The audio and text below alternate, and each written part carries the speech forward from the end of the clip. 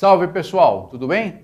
Ralph Peter com vocês novamente, programa Livros em Revista, que vai ao ar toda quarta-feira às 19 horas na nossa BCC Television, que sempre tem e exerce o firme propósito de levar até vocês uma boa qualidade de cultura e, acima de tudo, um bom entretenimento. Não sei se acima de tudo ou abaixo de tudo, mas os dois caminham literalmente juntos. E que nós temos sempre, como eu digo, a vontade de levar até vocês um conteúdo honesto.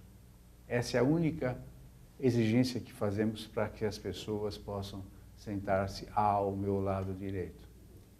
Temos hoje um jovem que milita numa área muito interessante, que merece ser vista com um pouquinho mais de cuidado, com um pouquinho mais de atenção. São alguns desvalidos que às vezes nós vemos e fazemos questão de não enxergar. Não estou tentando dramatizar, não. É isso mesmo. Tá? Nós estamos recebendo aqui o Alexandre Camaru, que tem uma atividade frenética e, pelo visto, ele leva essa atividade com muito prazer. Nós vamos levar o programa até ele. E eu te agradeço de antemão. Antes de passar para você, eu quero agradecer novamente todos os trabalhos técnicos desta equipe maravilhosa que se esforça muito para levar até vocês tudo que nós fazemos aqui. E sem eles, nós não estaríamos aí permeando essas maquinetas legais que vocês possuem. Algumas são poderosas.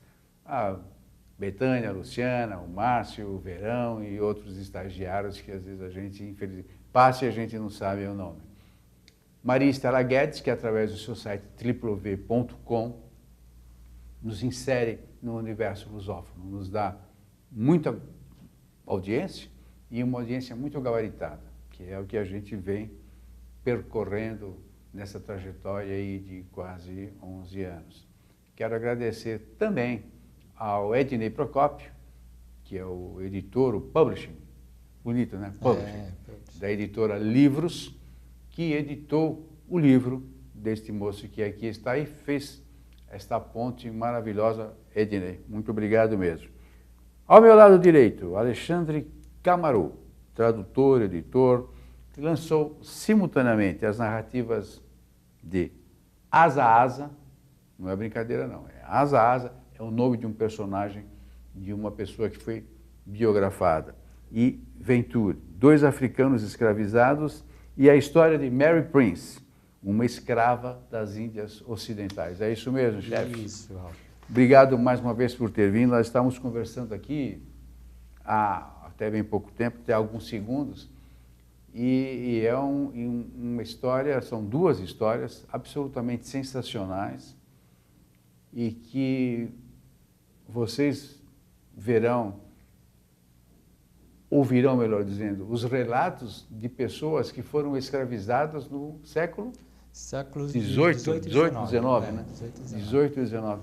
Que época tenebrosa, né? Antes, muito obrigado mesmo por ter vindo. Olha, você é uma figura sensacional, desenvolve um trabalho gigantesco e queiram as forças benfazejas do universo que você continue assim. É realmente emocionante, é muito bom. Mas vamos lá, então, você tem os dois livros. Isso. Bom, antes eu agradecer vocês, não tem nada que agradecer, você, que é isso. O pessoal aqui da BCC está dando essa oportunidade de estar falando nesse programa que é muito significativo, né, porque valoriza a literatura, então isso já é um grande mérito E de vocês. Esses dois livros que você editou, e que são relatos genuínos, fidedignos, de pessoas escravizadas. Como que você chegou até eles? Na verdade... Caiu na tua mão? Assim? Mais ou menos. Foi assim mesmo? Foi quase. Eu sou autor de livro didático de inglês e aí, produzindo material didático para o ensino fundamental, eu acabei me deparando com esses textos. Eu quis dar um texto de um relato autobiográfico e, por acaso, me deparei com esse texto dessa autobiografia da Mary Prince. Foi a primeira que eu tomei contato. E, a partir daí, eu comecei a comecei a pesquisar e vi que havia várias narrativas, né, que foram publicadas em língua inglesa durante os séculos XVIII e XIX e que até hoje não tinha sido traduzida, não tinha nenhuma editora se interessou por traduzir. Nisso comecei a me interessar pelo assunto, eu também como tradutor, né, minha formação é como tradutor. Falei, puxa, tem um material muito interessante aí que não chega até o público brasileiro, que muitas vezes não tem, né, o conhecimento do inglês, e precisava alguém se interessar por traduzir isso. E por que não eu? Então me interessei. Sim, claro. E aí foi muito interessante porque eu acabei descobrindo que esse gênero, narrativas de escravos, que é um gênero literário, foi o gênero mais produzido durante todo o século XIX, principalmente nos Estados Unidos. E então isso me chamou muita atenção, assim, como que o gênero mais produzido, até mais mesmo do que o romance, né, num determinado período, efetivamente publicado, editado, e a gente tem pouco conhecimento disso, né? Eu tenho tido contato até com professores de história mesmo que falaram, puxa, eu nunca ouvi falar dessas narrativas de escravo, né? Né, a gente ouve falar de filmes, né, de romances, né, baseados, mas é sempre, muitas vezes, a visão do branco, né, falando desse período da escravidão, e nunca tive acesso, as pessoas falam, nunca tive acesso a essas narrativas. Então foi isso que me chamou a atenção para me engajar nesse projeto e traduzir uma série de narrativas. Eu imagino que essas narrativas eram editadas por anti-escravagistas, provavelmente. Sim. Na verdade, assim, a principal função dessas narrativas de escravo era realmente dar voz aos escravos, né, às pessoas escravizadas. E servir de ferramenta de propaganda mesmo para esses movimentos que amparavam a abolição da escravatura. Né, muitos desses movimentos, eles geralmente eram ligados a igrejas protestantes, então eles tinham certo dinheiro, né, para investir nisso e patrocinar essa publicação dessas obras, porque certamente o ex-escravo, né, ou o escravo fugido não teria condições de publicar isso, nem de escrever, que dirá publicar. Então essas sociedades que tinham esse interesse né, no fim da escravidão, muitas vezes também a gente pensa assim, não era um interesse meramente humanitário, né? Lógico que todo esse processo de abolição da escravidão envolveu também, né, um lado humanitário, mas envolveu também um lado econômico, né? Para muitos grupos era interessante o fim da escravidão, porque ter pessoas livres era também ter pessoas que teriam dinheiro para comprar, para consumir, né? A gente estava em plena época da Revolução Industrial, precisava de criar um mercado consumidor, né, de produtos, né, de industrializados que já não dependiam tanto da mão de obra do escravo. Então era uma gama de interesses por trás disso. Mas enfim, eram essas sociedades que patrocinaram a publicação dessas narrativas. Desculpe. E o que eu pude perceber, não sei se eu percebi superficialmente, mas havia uma certa facilidade para comprar a tal alforria. Eu senti isso, porque tem um relato, diversos relatos, né, que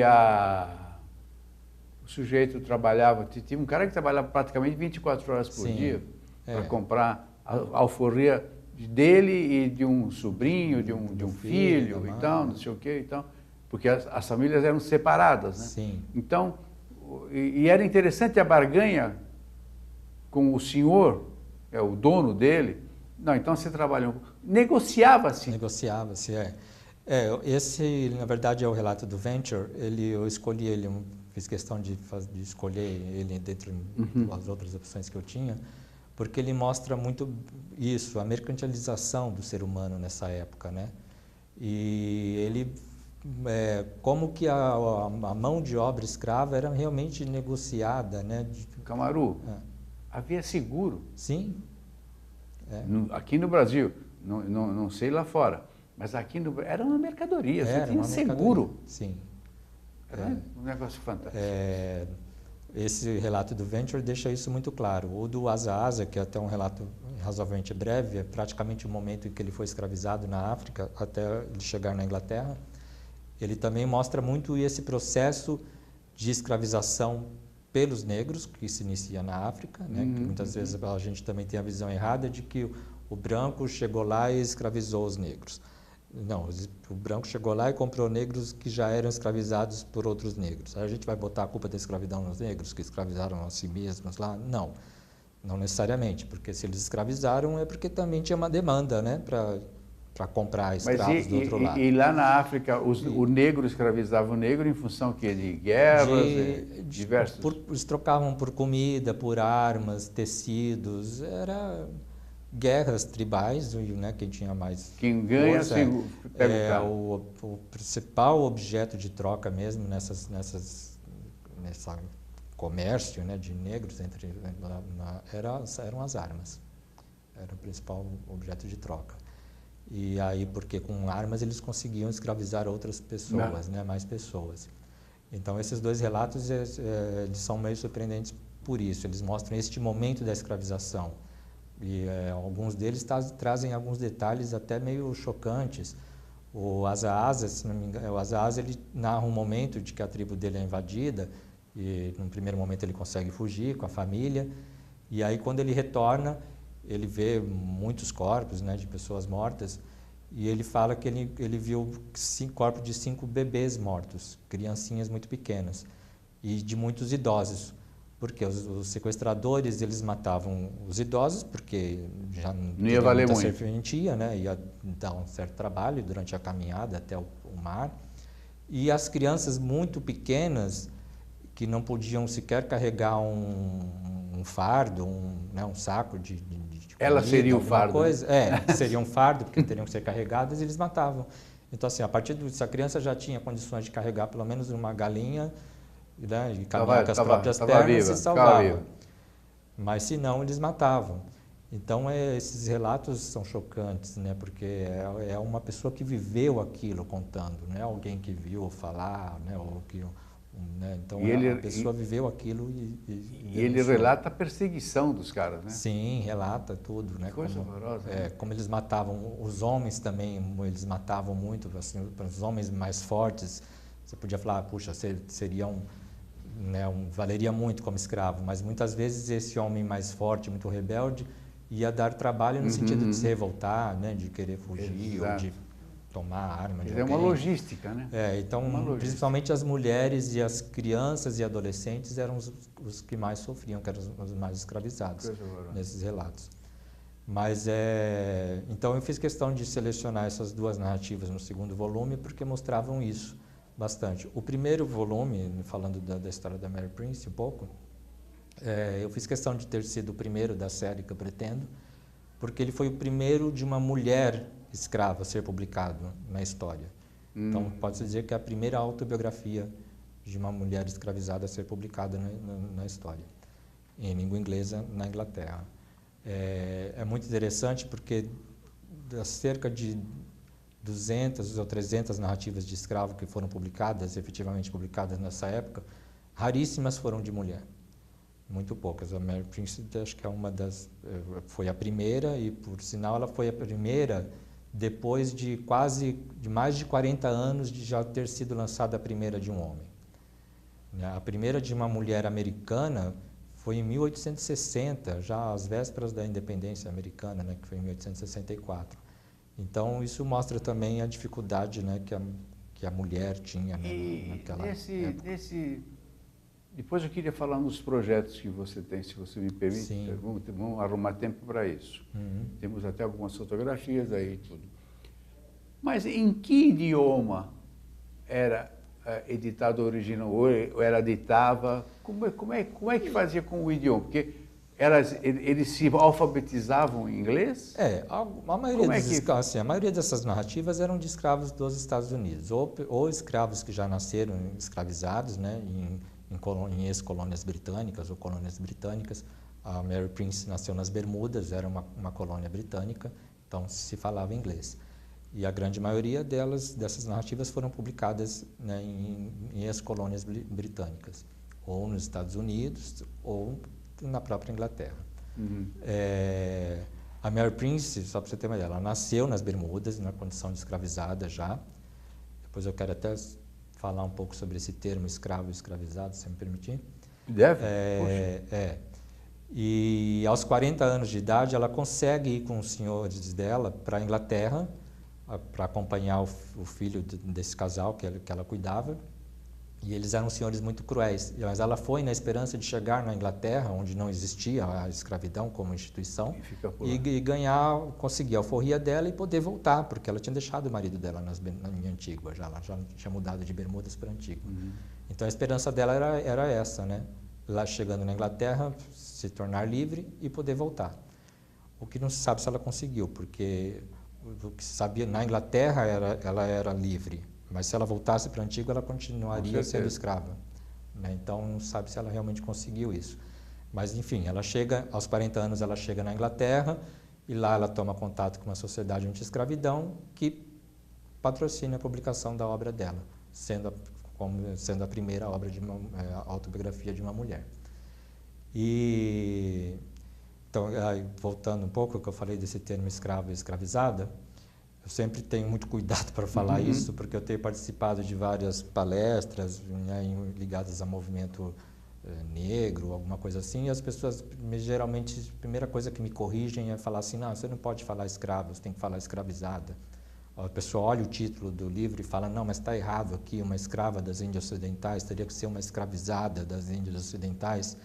Por quê? Porque o termo escravo subentende-se uma condição inata da pessoa e ninguém nasce um escravo, as pessoas são escravizadas. Então eu acho fantástico que hoje em dia a gente tenha discernimento de questionar isso e de entender isso, né, de que as pessoas são escravizadas. Só um segundinho. Quer dizer, se uma pessoa nasce numa senzala, vamos trazer para nós aqui, numa senzala, pai e mãe escravos, ela já nasce escrava.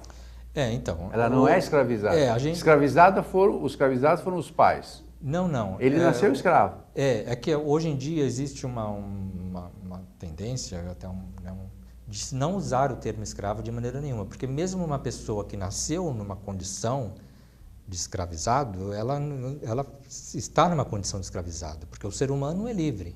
Sim. Ele não existe um ser humano que queira ser escravo, né? Que já nasceu numa condição inata de escravo, mesmo que ele tenha nascido, né, escravo. Então eu falo justamente sobre isso que você está falando, porque assim, a gente tem que contextualizar as coisas, né? Na época era um escravo. Você lê o relato da Mary Prince e desde criança, no início, você vê que ela não via outra condição na vida dela, a não ser escrava, porque ela já nasceu naquela condição. É quase um condicionamento, então, né? É quase um condicionamento. Sim, é um condicionamento. Errado ou não, certo ou não, ela se via como uma escrava e todos a tratavam como escrava. E atendia a todos os requisitos de escravidão, é óbvio isso. Então, eu não posso, a gente não tem como mudar a história, né? A gente tem como daqui em diante falar diferente ou entender diferente. Não, mas quando você lê alguma coisa, você tem que vestir a capa da história, do momento histórico. Sim. É lógico. Mas eu tenho sido muito criticado durante as palestras em relação a isso, então eu tenho um certo cuidado em esclarecer isso. Bom, mas de certa forma até é bom, é sinal que você agita as massas. Mas, enfim, a gente nunca pode ler uma obra sem contextualizar, né? E ver o momento histórico. E a obra, diga-se de passagem, tem uma ilustração muito bonita, que é Wesley Botto. Wesley Botto, é o ilustrador. Isso. Eu só peço para não gravar o nome dele. Wesley Botto, um moço que tem um traço fantástico. Sim, E lembra, parece que foi feito a carvão, né? Não sei se foi feito mesmo, mas muito bonito. E a história, da maneira como é relatada, eu imagino que tenha sido a mais realista possível, dentro da própria contextualização, é muito impactante. Sem muito choro, mas é muito impactante. A ideia tua não é causar emoção, mas sim causar um esclarecimento. Um esclarecimento. Imagino. Na verdade, assim, é uma tradução. E, assim, mesmo no texto original, porque, assim, muitos essas pessoas que publicaram, esses escravos que tiveram suas autobiografias publicadas, eles não sabiam escrever. Então, a maioria desses relatos foram relatados e alguém escreveu. Sempre nessas obras existia um prefácio esclarecendo um pouco isso. Então, eles falavam, olha, na medida do possível, a gente procurou reproduzir as palavras da pessoa. Voltando até na questão que você falou, mas como que era publicado em inglês? Por exemplo, o Asa Asa, ele chega na Inglaterra com 12 anos de idade e lá não existia escravidão. Ele chegou lá por um acaso, o navio em que ele estava, que viria para os Estados Unidos, passou por uma tormenta em alto mar e acabou sendo desviado para a Inglaterra. Então, chegando lá na Inglaterra, ele não podia ser escravo, porque na Inglaterra não existia escravidão. O que fazer com você, Asa Asa? A gente te manda de volta para a África ou você quer ficar aqui? E é até curioso que ele fala assim, eu vou fazer o que na África? Minha família toda está morta, meus pais, meus irmãos, todo mundo da minha aldeia. Se eu voltar para a África, eu corro o risco de ser escravizado novamente e aí sim parar na América, onde eu serei vendido como um escravo. Né? Então, eu prefiro ficar aqui onde eu não conheço ninguém, mas pelo menos eu supostamente sou livre. Sou livre. E ele relata esse momento da escravidão dele. E até uma narrativa um pouco difícil de ler, porque você vê que ele não tem um domínio muito grande do inglês, porque ele acabou de chegar há pouco tempo, um ano, não sei, na Inglaterra, quando ele fala isso. Então, até em função disso, tanto a narrativa do Asa Asa como do Venture, elas foram adaptadas, porque eu tentei tornar o relato um pouco mais fluente. A história da Mary... Conseguiu. Ainda bem, né? E tirei na narrativa do Venture, por exemplo, existia muita, como você falou, tinha muitas referências a valores específicos. Eu ganhei tanto e economizei tanto, comprei minha mulher por tanto, meu filho... Ele cita muito valor, assim, você mostra mesmo esse lado da mercantilização do ser humano. E isso eu procurei eliminar um pouco da narrativa, porque não fazia muito sentido falar, excesso de números, $200, o que era $200 naquela época, a gente não sabe. Né? Então, foi uma pergunta que eu me fiz. Foi uma pergunta que eu me fiz, o que significa isso? A intenção não era essa, era tentar trazer essa narrativa mais para o público atual. Então, eu adaptei. A da Mary Prince foi uma tradução muito literal mesmo. A Mary Prince também não sabia escrever, ela relatou a história dela. No prefácio havia essa menção de que assim, a narrativa foi escrita na medida do possível com as próprias palavras que é dela, então com erros às vezes gramaticais, né, de uso de pronomes ou de variantes linguísticas. Então, tudo isso eu tentei preservar na tradução do português. Porque é um cenário, lógico. E a ideia, assim, é uma autobiografia. Então, eu tenho que passar a ideia de que há uma escrava falando. Não houve manipulação, é lógico. E essa era a ideia também de quando ela foi publicada originalmente. Porque muitas dessas autobiografias chegaram a ser contestadas. A da Mary Prince mesmo, ela sofreu 3 processos jurídicos. 2 impedindo a publicação da obra por parte dos donos dela, porque achavam que ela estava denegrindo a imagem deles, enfim.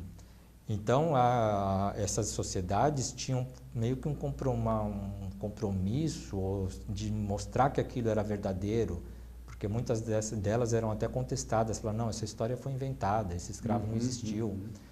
É muito interessante falar dessas narrativas como gênero literário, porque elas tinham, e eu dou uma palestra sobre isso, sobre o gênero literário narrativas de escravo, elas tinham uma estrutura básica, uma estrutura editorial.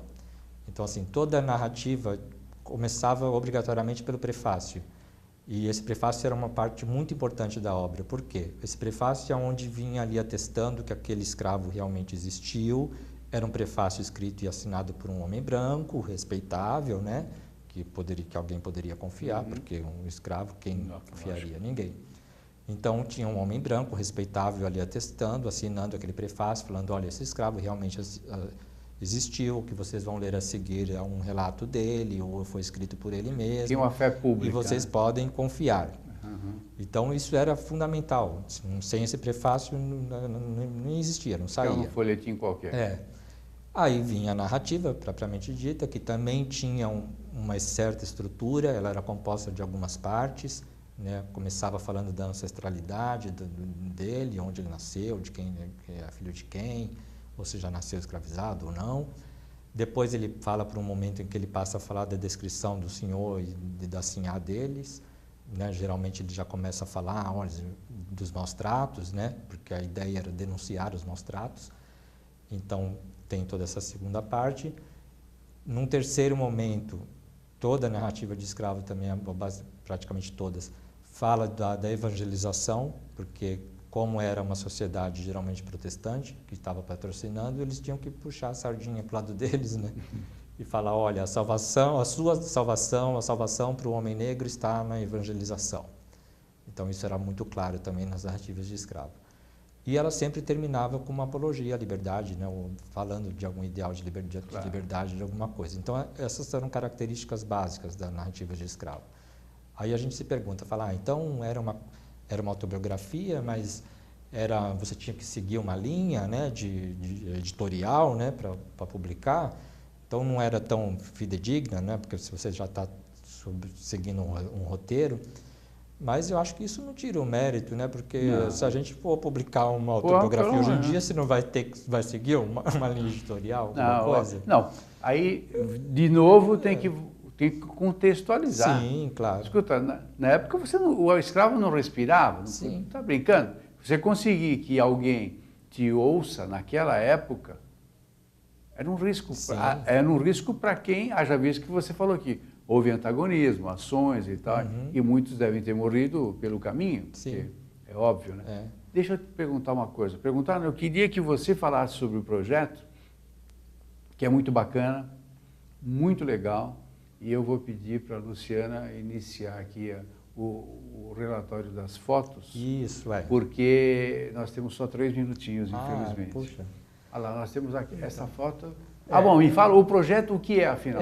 Qual é a finalidade? Eu tenho desenvolvido alguns projetos relacionados a esses 2 volumes, né? Por enquanto só lancei 2, para tentar fazer com que esse livro chegue principalmente às escolas, né, de fundamental e médio. Mas escolas públicas ou pode ser particular? As duas. A gente tem feito algumas em ONGs também. Então, esta é uma oficina de máscaras que o Wesley Boto está desenvolvendo, que é o ilustrador, para falar principalmente da obra do Asa Asa, porque na ilustração que ele fez do livro do Asa Asa, ele se inspirou nas máscaras da comédia dell'arte e nas máscaras africanas. Então, esse é um projeto que a gente desenvolveu até no CEL, né, na Pera Marmelo, lá no Jaraguá. E as crianças se envolvem muito, porque a gente também desmistifica essa coisa da máscara africana como uma coisa do mal, né? Sim. Então, isso é legal. Mas é a mídia do branco que faz isso, né? Então, a gente rompe um pouco Ou com faz isso. ou fazia, não sei se continua fazendo.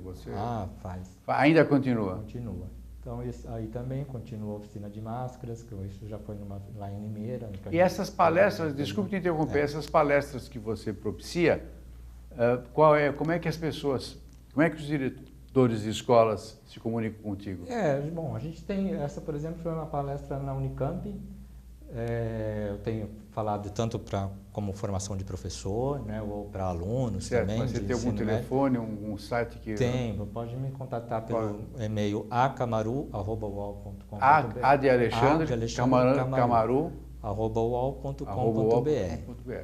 E só para falar de um último projeto que eu quero muito fazer, esse que eu estou com muito carinho mesmo, que é um espetáculo de dança, acho que aí vai passar um pouco, esse espetáculo de dança e o teatro de bonecos. O espetáculo de dança é baseado na história da Mary Prince, tá muito legal, é uma proposta interdisciplinar, onde eu trabalho história, língua inglesa, artes. Essas duas meninas, que ficam aí uma frente à outra, é uma preparação ou o que é? Esse seria o primeiro ato do espetáculo de dança. Na verdade, ele é uma menina e o Wesley Boto que teve que fazer o papel da menina porque a outra dançarina faltou. Enganou legal. A dançarina faltou. Mas foi só uma introdução do espetáculo, a gente, né, porque era pouco tempo destinado para isso. E a gente fala. Aí é o teatro de bonecos do Asa Asa, que a gente já fez também na Propriarte. Quanto tempo que você está nesse lance de fazer esse... Então, o primeiro livro eu lancei em maio, justamente na comemoração, acho que do 13 de maio. O segundo livro eu lancei na Semana da Consciência Negra. Então, é um ano. Eu pretendo traduzir pelo menos uns 5 volumes. Sim, mas eu digo, esse projeto de levar as máscaras, de fazer, quanto tempo você faz? Já faz uns 4 ou 5 meses que eu estou, mas assim, infelizmente, Ralf, assim, é um pouco difícil você conseguir fazer as coisas pela cultura aqui nesse país. Então, mas assim, a molecada deve receber isso gostam, mas você encontra muita dificuldade de chegar numa escola, de oferecer, mesmo que você esteja lá como voluntário, das pessoas entenderem o que você quer fazer primeiro, te darem ouvidos e te dar a oportunidade de fazer, porque eu acho que, assim, para finalizar, eu acho muito importante falar disso, porque as pessoas me falam assim, mas por que você ficar falando de escravidão? Isso aconteceu há 200 anos, né? Já está um assunto batido, a gente não quer mais falar disso. Eu sempre cito, vou falar rapidamente, um rapper americano. Ele falou recentemente, um negro, um rapper americano, falou assim: nenhum homem branco que existe hoje é responsável pela escravidão institucional que ocorreu no passado. Não existe nenhum homem branco vivo hoje que viveu essa escravidão institucional que existiu até o século XIX. Mas todo negro traz consigo as cicatrizes desse período, seja na forma de preconceito, né, seja na forma de um salário mais baixo, seja na forma de dificuldade de acesso, né, à educação, enfim, várias coisas. Então, para que a gente entenda o racismo estrutural e a escravidão estrutural que existe até hoje, não institucional, mas estrutural, a gente precisa conhecer essa escravidão institucional que ocorreu lá atrás, né? Então, é bem claro isso, assim, a escravidão institucional, a escravidão que estava amparada pela lei, né, que o dono de escravo tinha direito de vida e morte sobre aquela propriedade dele, isso era uma instituição amparada pela lei. Isso não existe mais, acabou. O Brasil foi o último país do mundo a pôr fim nisso. Mas a escravidão estrutural, a escravidão premiada na sociedade, na estrutura da sociedade, existe até hoje. Então, para a gente entender essa escravidão estrutural, a gente tem que entender de onde ela veio, né? Eu espero que você consiga vencer essa batalha, porque é uma batalha hercúlea, e tomara que você consiga. Estou contigo. Não sei se vai ser muito eficiente eu estar contigo, porém, em espírito, você pode ter certeza que a mim e a maioria dos espequinautas, com certeza, estão abraçados, irmanados nessa tua tarefa, quase que inglória, mas você é jovem, então você tem muita lenha para queimar aí, queira Deus você... E tomara que você consiga. Meu caro, infelizmente o nosso tempo expirou. Imagina, muito agradeço. Foi um show. Eu falo muito mesmo. Ótimo, a ideia é essa. A ideia é você que tem que mostrar o projeto para toda essa gente que está nos vendo aí, aqui e pelo mundo todo. Sim. Valeu? Muito obrigado pela tua presença. Volte sempre que desejar, sempre que precisar. As portas estarão eminentemente abertas para você. Falar do terceiro volume. Quarto, quinto, 10º, fica à vontade. Você é uma figura muito simpática e, acima de tudo, muito crível, que eu acho isso mais legal. Valeu? Obrigado, muito obrigadão mesmo. Obrigado a vocês. Pessoal, conversamos com essa figura absolutamente imparcial, embora com uma boa vontade de luta, Alexandre Camaro, que tomara volte outras vezes aqui. Muito obrigado pela companhia, audiência. Até a próxima semana com outro ser provavelmente tão brilhante quanto esse aqui. Obrigado. Felicidades. Tchau, tchau.